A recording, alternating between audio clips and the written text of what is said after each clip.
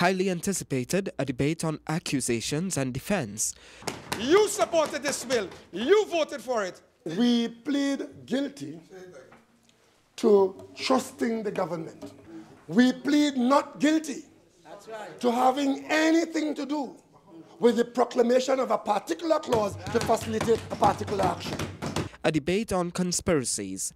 You all stand accused of taking action to benefit people who are trying to evade the courts of Trinidad and Tobago. This grand political conspiracy to help certain individuals, I ask myself the question, what foolishness they're talking about? And a debate on who is to blame.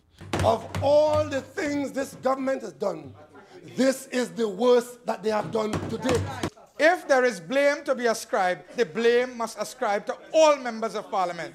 And as the two titans in the arena clashed, some issues became clearer, including an assurance that the repeal would be done retroactively, and that all matters that went to the court after Section 34 was proclaimed, including that of Ishwa Galbransing and Steve Ferguson, would be permanently stayed, and a clause to ensure that they cannot challenge the state's decision on the basis of legitimate expectation. No rights or expectations shall be deemed to have been created or come into effect as a result of the coming into force of Section 34 of the Principal Act.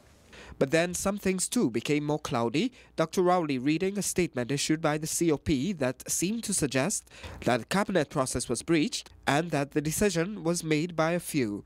The COP is saying that no amendments to bills must be introduced in the Parliament by government on the floor without express prior consideration thereof by the appropriate governmental body. The AG would tell the Parliament it was simply all an error. This Parliament should man up, take responsibility for the oversight and say to the country, look, this is a problem, it has been flagged, and we apologize and we are humbly correcting it. But Dr. Rowley was adamant the government must say why in the heat of independence celebrations this particular section was pulled out and proclaimed. What is the expediency about sections 1, 2, 3, 32 and 34 being proclaimed? That's right. And being proclaimed in the context of August 31st, when the rest of the bill being proclaimed next year. And I'm demanding an answer from the Prime Minister of Trinidad and Tobago on this matter.